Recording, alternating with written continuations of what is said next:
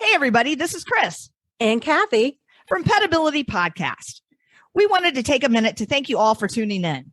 We appreciate every listener and are grateful for this platform. Please help us share our vision by subscribing to Petability Podcast through your favorite streaming app.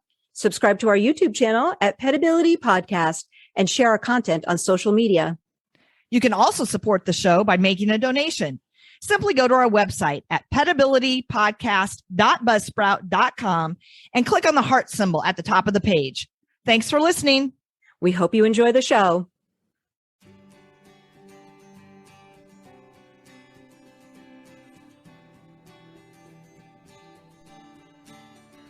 Welcome to Petability. I'm your host, Kathy Simons. And I'm your host, Chris Cranston.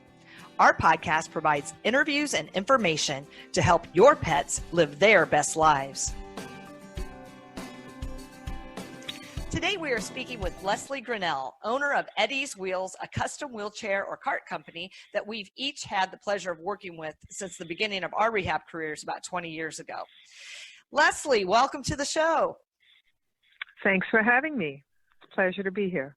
We're psyched, as Kathy mentioned Totally psyched. Previously. Yes, when we were preparing for this topic, we both love talking about wheelchairs, and we've actually had a couple episodes on wheelchairs already, and then we're following up with this interview. So we're very excited. And I was hoping, Leslie, that you could tell us how it all began. What was the beginning of Eddie's Wheels? Well, it's a story I've told many times. 30 years ago, our Doberman named Buddha woke up paralyzed. And Eddie was in Wisconsin working as an engineer. And so I carried my dog to the vet, and the vet said, well, we can't really see much on the x-ray, but you should probably go to Tufts and get a back surgery. And or if you can't do that, you should euthanize her. And I said, well, there has to be a third option because we're broke and we can't afford to go to Tufts. And she's not in any pain, so what can I do? So they gave her a shot of prednisone and said, well, go home and think about it.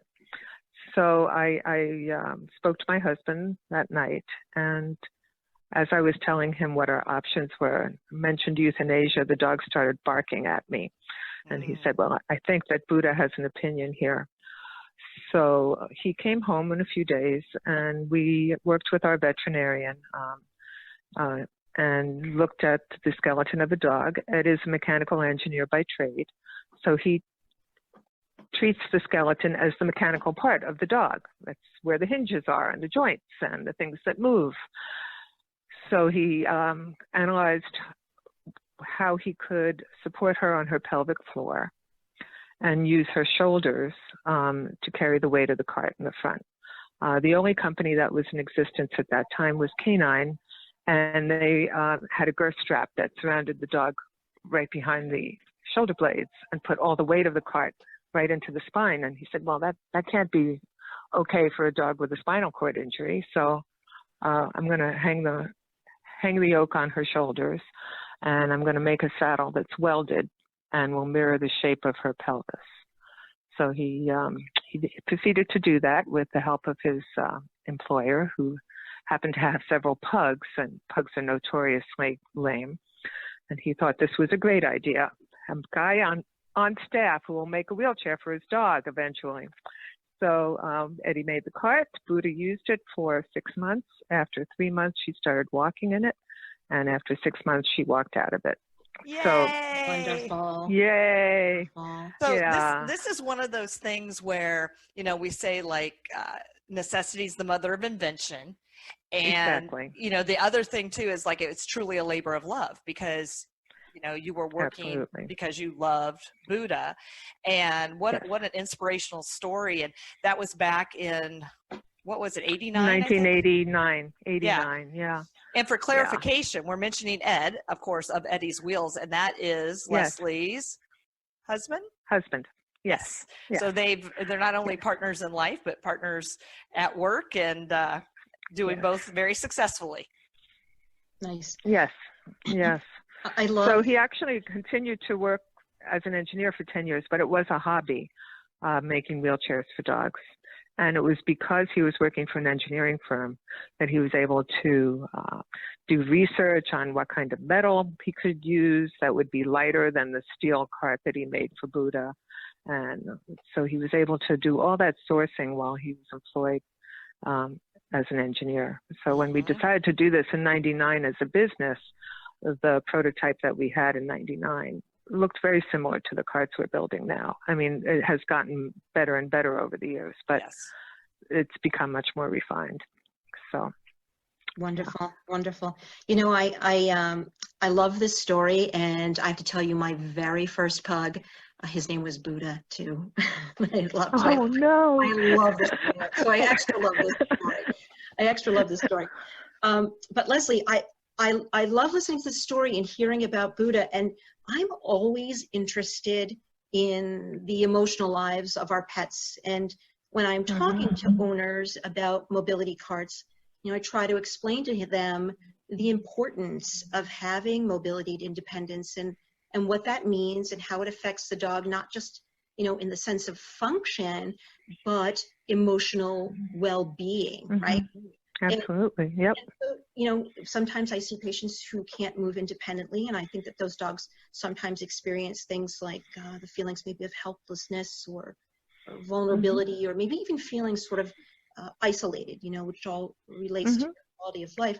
I would love to hear your thoughts on the emotional impact of dogs that are given the gift of mobility with an Eddie's Wheels cart. Well, that is in fact why we do it. You know, first of all, I always say that we only make carts for the best dogs, the ones that are special and are the SOUL companion to their owner. That there's an incredible bond between the dogs that come here and the people who bring them. These dogs are not expendable. These are very often the dogs that saw people through the death of a partner or a divorce, or, you know, was the nanny dog for the kids or whatever. These dogs are very, very special to these people. And so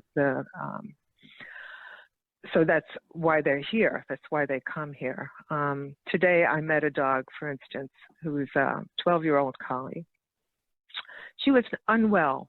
She was really not well. She had a big pressure sore on her on her hip, and she was not feeling well. And she was being treated with antibiotics. And when I was measuring her, I wasn't sure that she was going to make it. She seemed very, very weak. And then I put her in a cart, a try-on cart.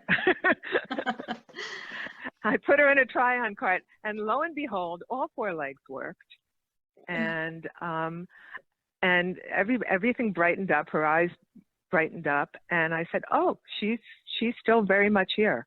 She's not feeling well today, but she is still very much here." And so we decided that we would be making her a cart.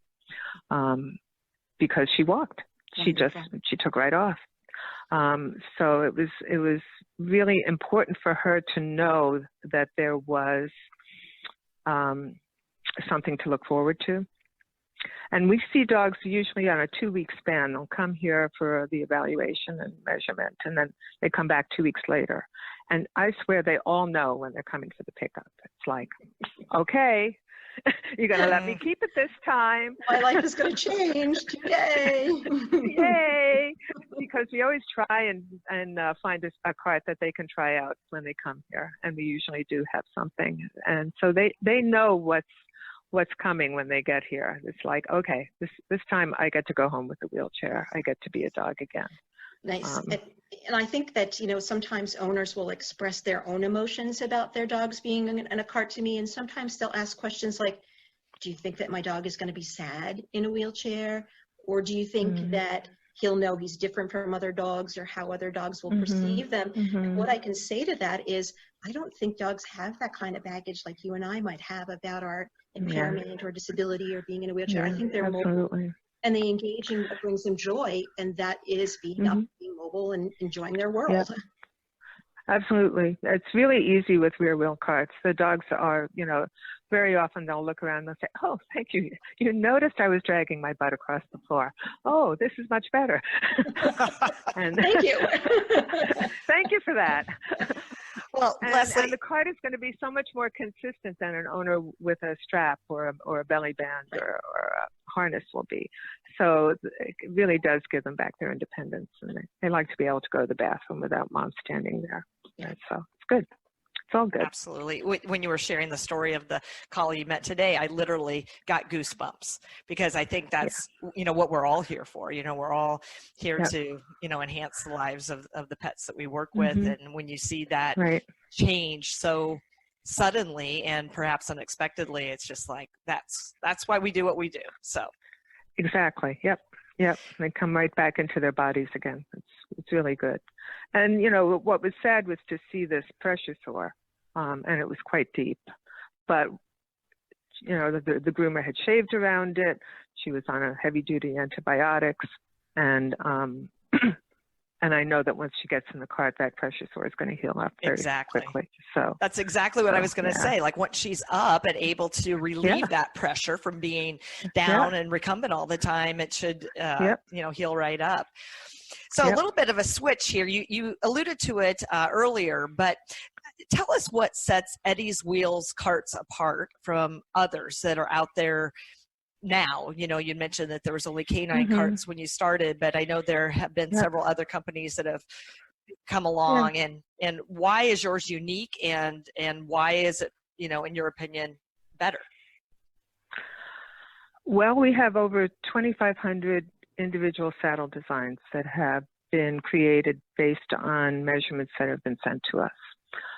We have learned over the last 20 years that the angle of each dog's pelvis really is determined by the math. There's a geometry. Everything has geometry. Our bodies do, dogs' bodies do too. So a corgi, for instance, will have a much flatter pelvis than a greyhound. And you can imagine that. You see a corgi and they're short and low to the ground, kind of built like a shelf. And then you see a greyhound and they... And then you see a greyhound with a high groin and very long legs and massive thighs. So, it's been very interesting to see how those angles have evolved in the design process, as Eddie has gone through, I think 4 or 5 incarnations of saddle designs and figuring out what those angles are. So if you have a dog that's cradled properly in a saddle that mirrors the shape of its pelvis, and is supporting them on their pelvic floor, on their bones, you're not going to have chafing. That's the main issue, that other carts, which have soft saddles or strap saddles, or saddles that are not, where the angle of the saddle is not appropriate, the cart ends up supporting the dog on the soft tissue, and that's when you get chafing. Our carts do not support on soft tissue. They support on bone. The leg moves within the framework of the saddle. It feels like a bicycle seat for a dog. So it's the difference between riding a bike or being supported in like a climbing harness. It's incredibly rare for us to have any skin issues. And dogs don't die from paralysis, but they can die from infection and skin breakdown. That's what Christopher Reeve died from, is skin breakdown. Wow. So, so it's really important that you maintain the structural integrity of the skin. The other thing that we do that no one else does is that we actually will balance the cart to the dog's overall strength and biomechanics. So a decent percentage of our dogs are older. They have degenerative myelopathy or pug myelopathy. So you can imagine that they will be becoming weaker in their front end, either due to age or to the effects of the disease. We have a cart called a variable axle, which allows you to fine-tune the balance of the cart to adapt to the dog's changing strength as the dog ages and as the disease progresses. So by simply moving the wheels forward, so that more of the weight of the rump is behind the wheel, we can offset up to 30% of the weight that's normally borne on the front legs. And that will give a dog with DM an additional year of life and mobility. We had a dog up in Maine, Manny Zuckerman. His owner was a vet. He had degenerative myelopathy for 42 months. Wow. Yeah, and he was in a cart with training wheels up before 3 months before he died, and then she let him go. So, so you know, if you can keep those dogs comfortable and mobile and interested in life, they will stick around for a really long time. Absolutely. It's really encouraging. I don't know that I've seen a dog with DM 42 months out. Yeah.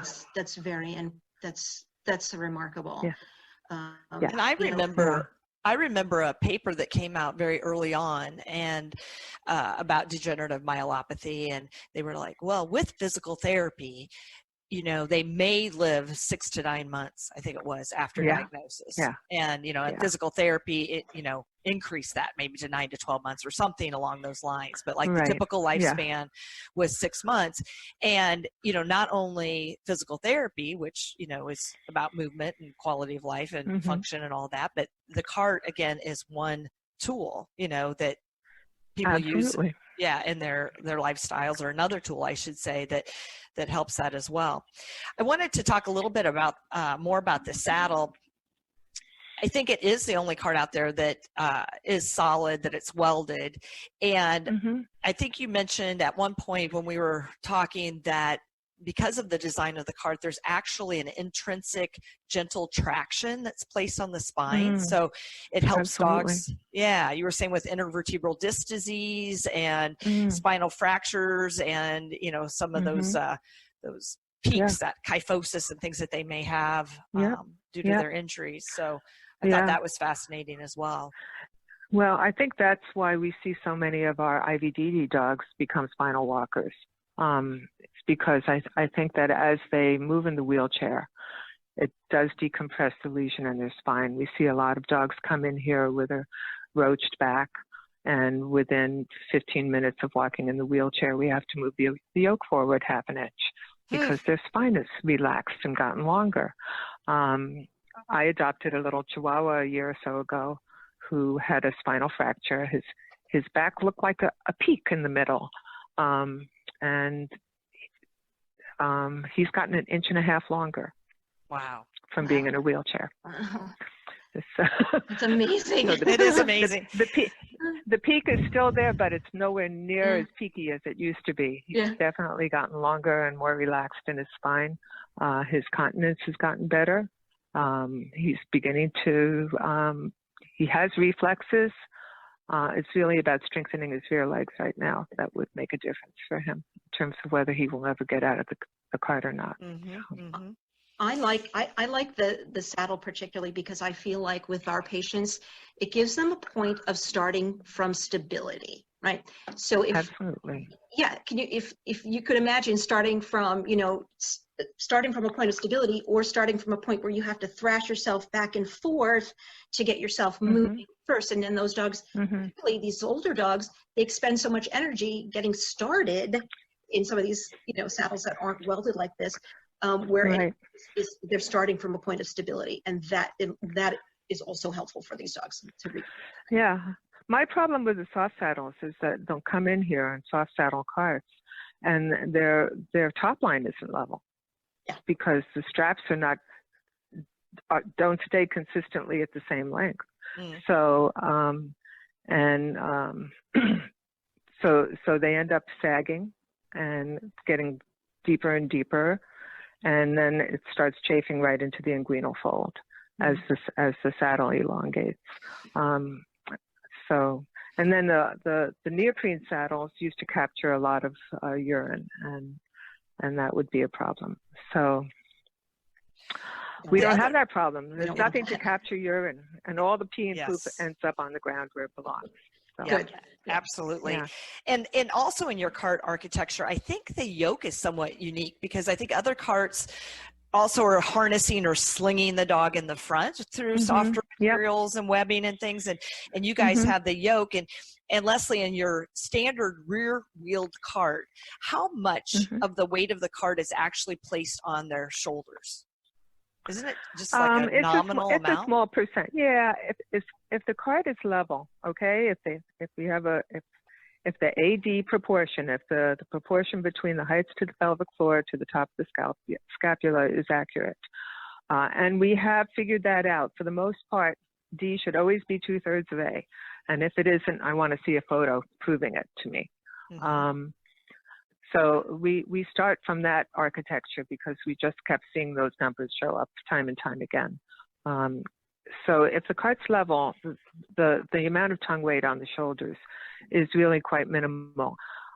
Quite frankly, the number of standard carts that we build these days is a fairly small percentage of what we build.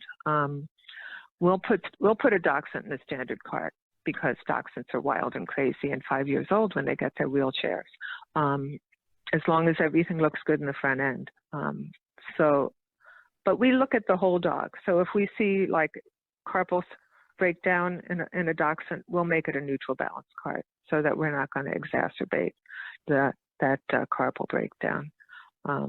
Right, and neutral balance talks about that seesaw technology that you alluded to earlier with the variable axle, in which there is no increased weight on the front end. It's completely neutral. So it'd be, once you weight the saddle, it can sit and where hang the wheels and balance, have to be. right?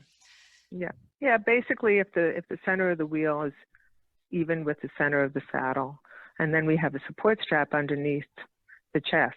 So when you put the dog in the cart the first time, the yoke will rise and be above the dog's shoulders, and then you pull the support strap and bring the yoke down to sit flush to the dog, but not pressing down. You're actually giving the dog a little bit of support under his front end, maybe taking 5% of the weight that carries on the front legs, and the cart is weightless to the dog. So it's really nice. Very comfortable cart, you know. So, yeah, other carts that have that harness in the front are relying on the strength of the dog's front end to hold the cart together. So.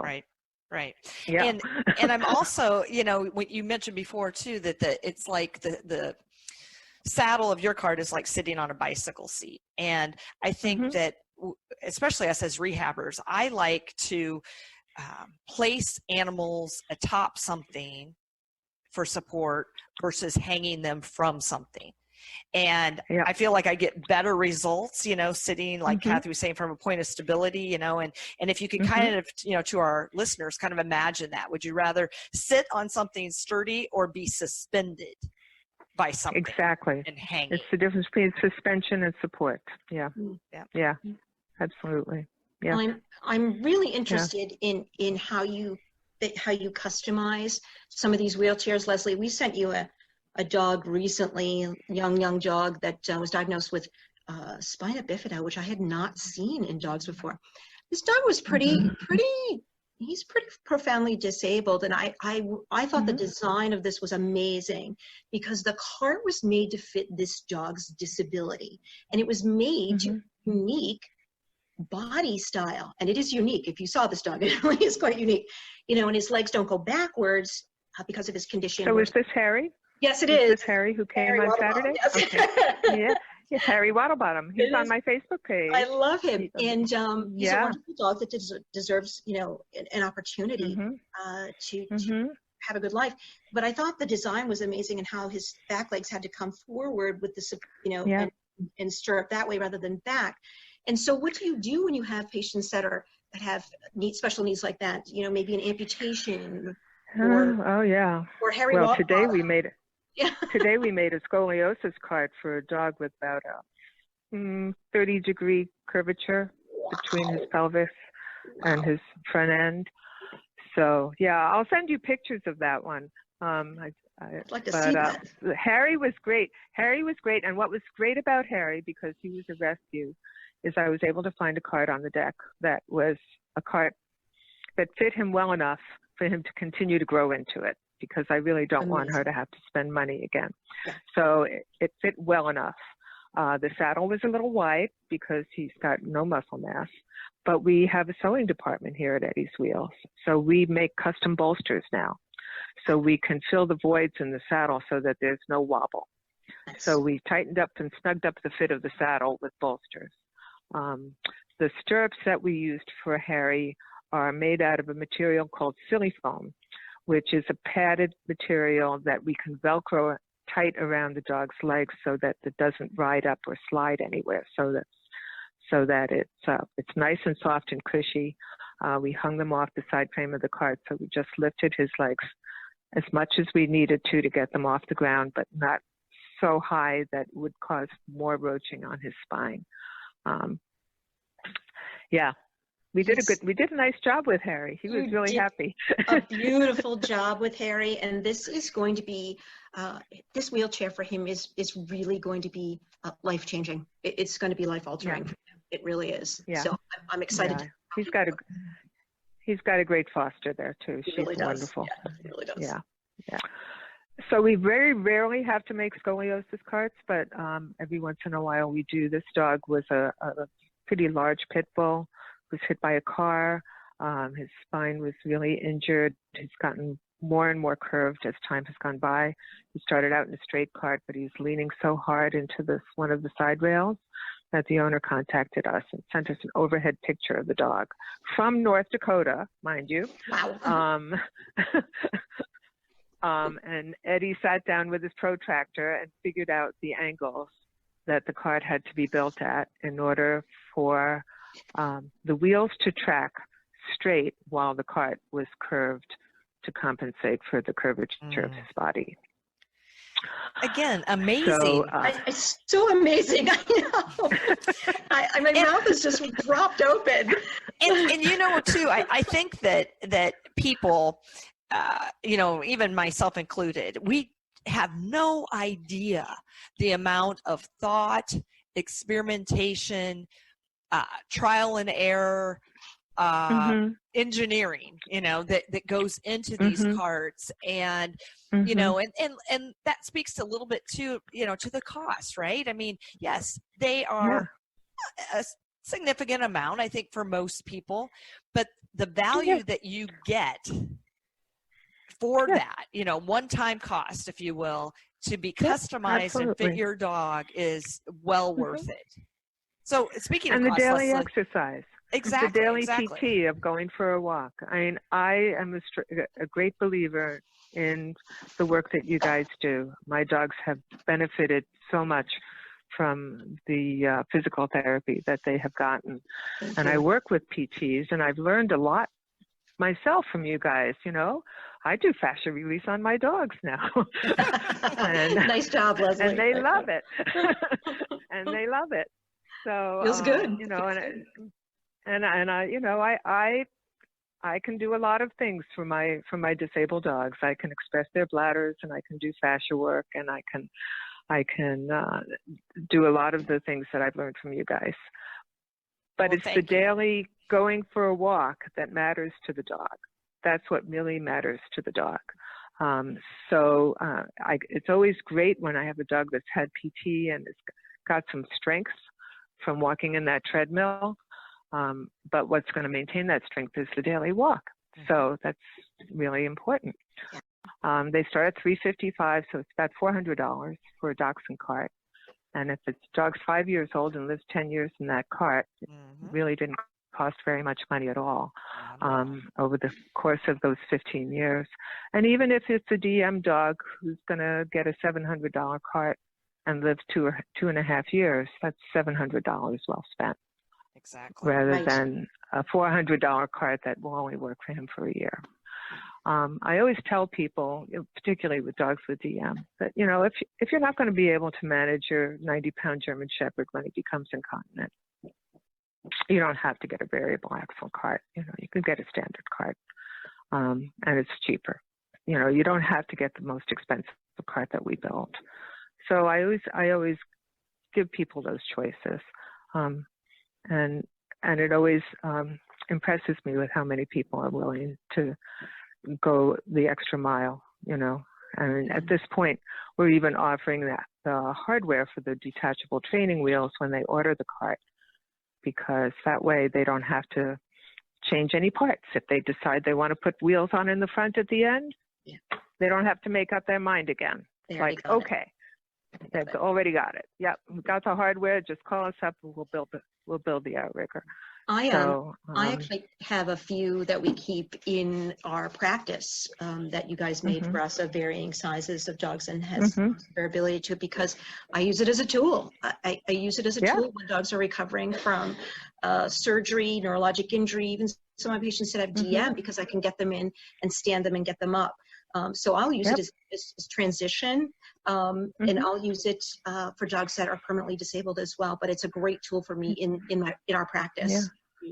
Yeah, we actually encourage vet practices to hold on to their donated carts back and use them, you know, as tryouts and to show people how well their dogs will adapt to a cart. You know, and some dogs are only going to need a cart for a few weeks. You know, CCL injuries. If you can put a dog with CCL surgery in a cart for 2 or 3 weeks after the surgery, you're going to have a really good outcome on that surgery. So, and unfortunately, we see the bad outcomes when dogs are overstressed on those recent surgeries, and they end up with problems. We actually sold we call it the 6-cart sampler that we can sell to veterinary schools and practices. So we have 6 sizes: Dachshund, Corgi, Pug and French Bulldog are almost interchangeable. The 50-pound dog, the 70-pound dog, and the 90-pound dog. And they can pretty much adjust those carts to fit almost any dog that walks in, so that they can have a good sample and a cart that they can be used temporarily or in rehab. So I'm interested to know what your thoughts are about when is the right time to start thinking about using a cart for a dog. I'm sure you see a variety of diagnosis with, you know, anything from DM to, like you said, CCL.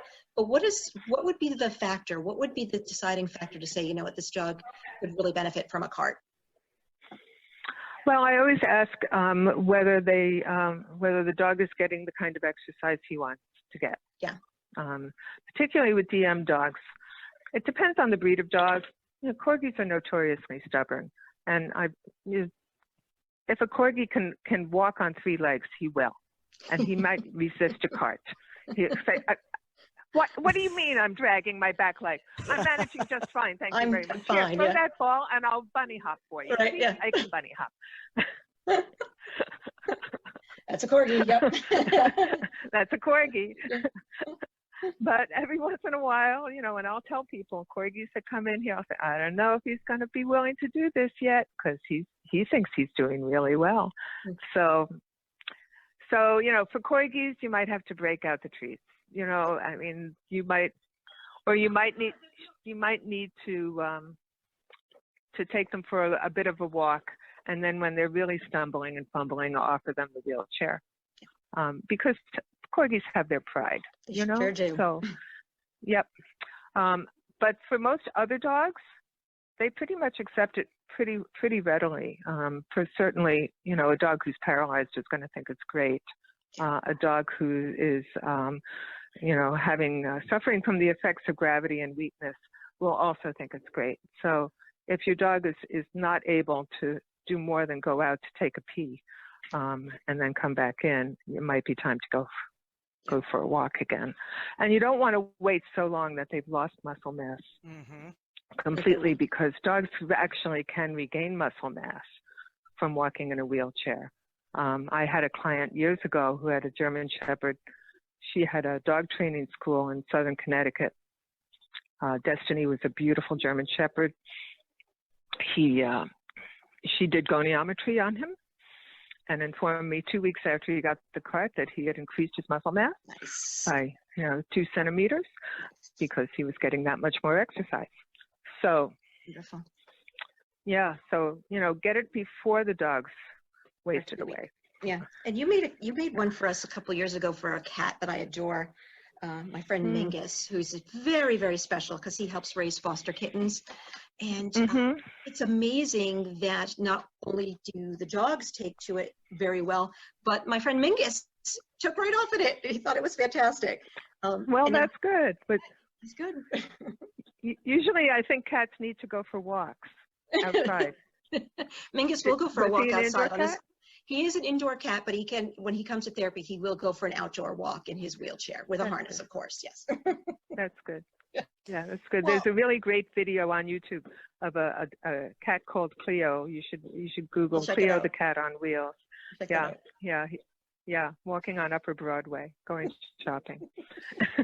and so hearing you discuss this, it seems, Leslie, like it's a bit of a combo between kind of temperament, personality that may be depicted by breed, but also the comorbidities or other illnesses that they may have, how their age, what their primary diagnosis is for which they might be seeking a cart. So there are many variables. Would you agree? Yeah, absolutely. But the two things that we can't fix are a dog in pain.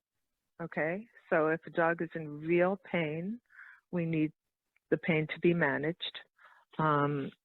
So osteoarthritis is a bit of a challenge when that is a component of the disability.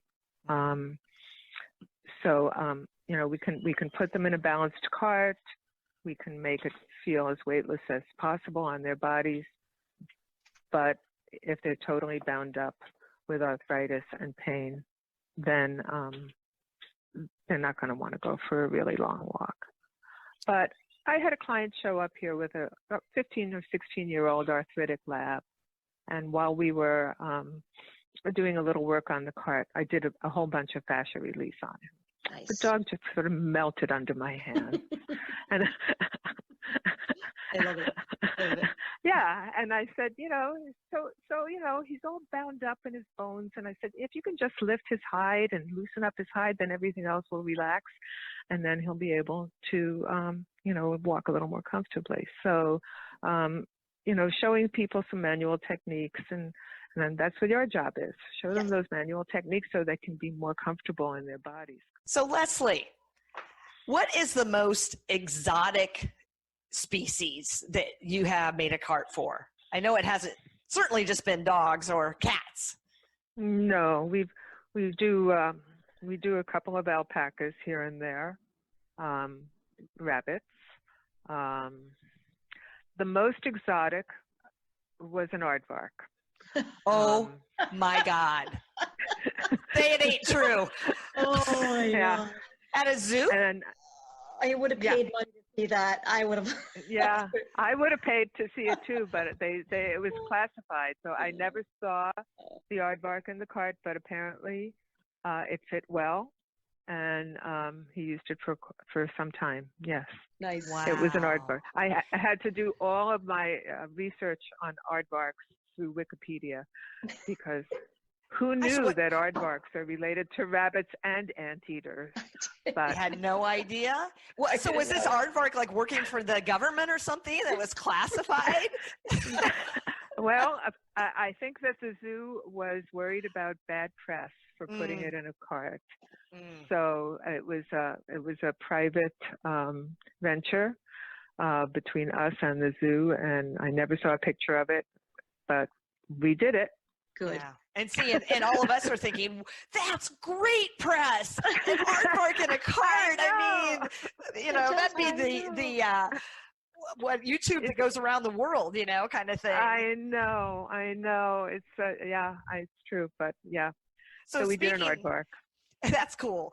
So speaking of around the world, how far have you shipped? Do you ship to other countries? And we ship internationally all around the world. We used to have a rep in Japan. We used to have quite a thriving business there, but she retired. We have a thriving business in Europe now. We have reps in Germany and in Belgium and in the UK.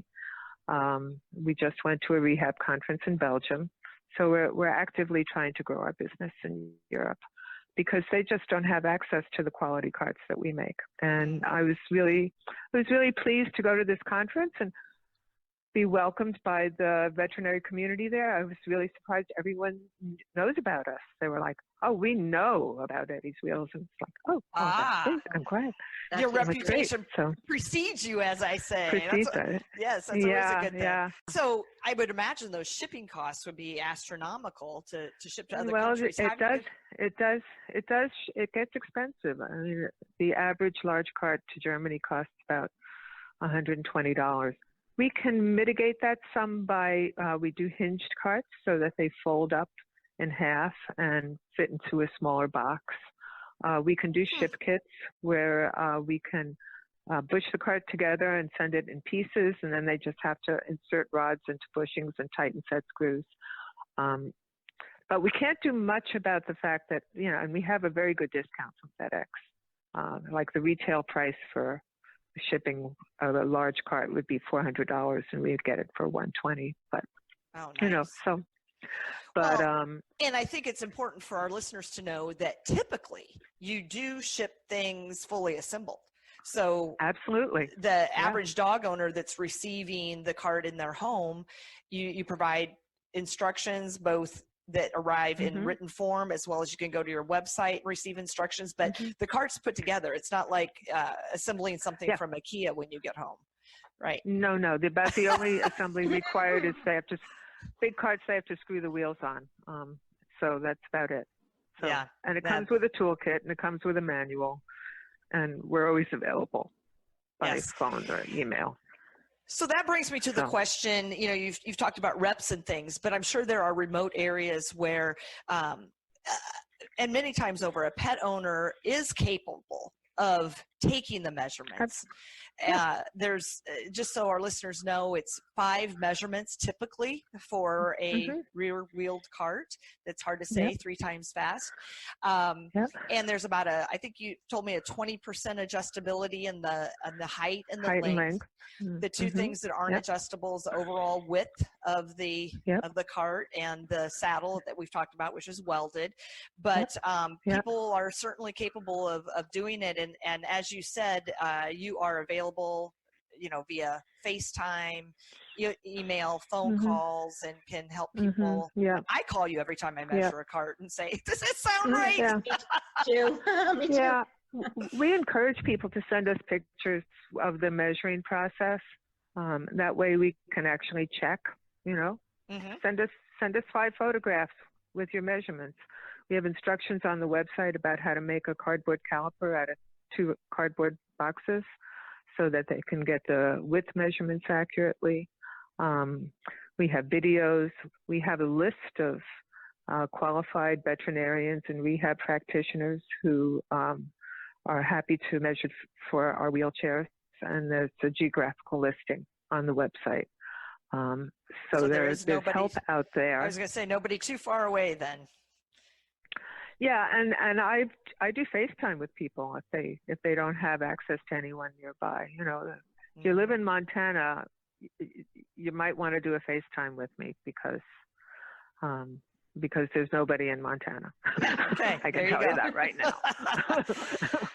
But yeah, you really do make the process simple. You are very supportive, customer service is stellar, but again, you want to do this right the first time, and not just because there may be more expense involved or what have you, but it's time, and you want to get that pet in that cart as soon as possible. So you want to do it right the first time, so it doesn't need to be, shipped back and modified and, and starting over, that kind of thing.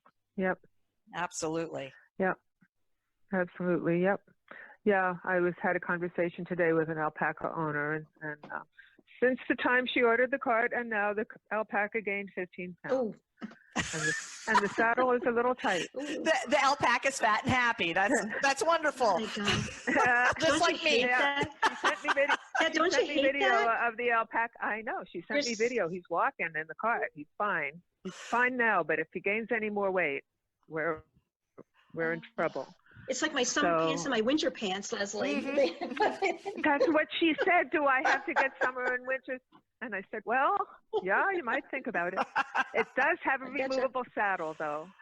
So there is a possibility that we might be able to make another saddle and and compensate for it. So that's one of the things, one of the special things we do is a removable saddle for giant animals, so that you don't have to lift the whole animal into the cart.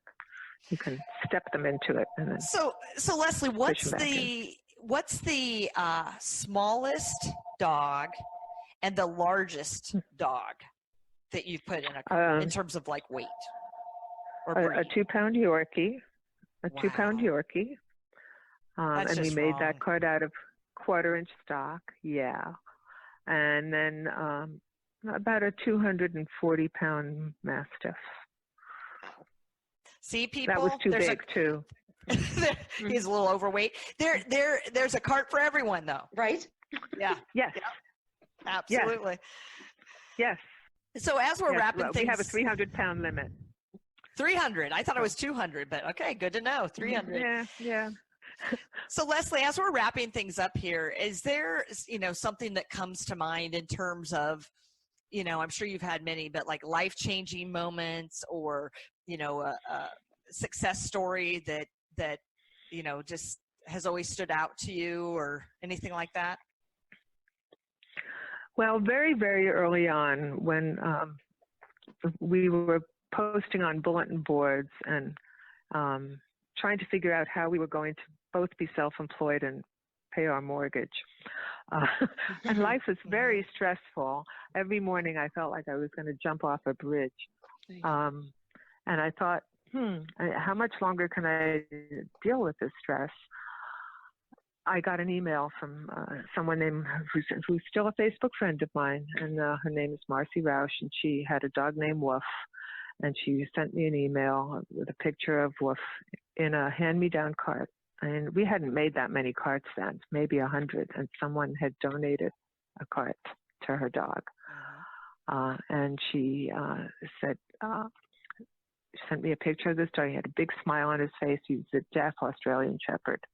And she said, "Thank you for giving me my dog back. We went for a walk in the woods today, and you have no idea what a joy it is to have him with me." Yeah. And I sat at the computer and cried, and I said, "This is important work."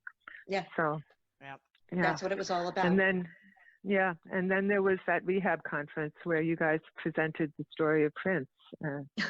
We all sat. Well, the whole amphitheater sat there. The Doberman, and and it's because I always think of that story about sterling impression and all the effort that you guys put into that dog, above and beyond. Yeah. But what an amazing result you got. You really brought him back. Yeah, he got many, many more good years with his family.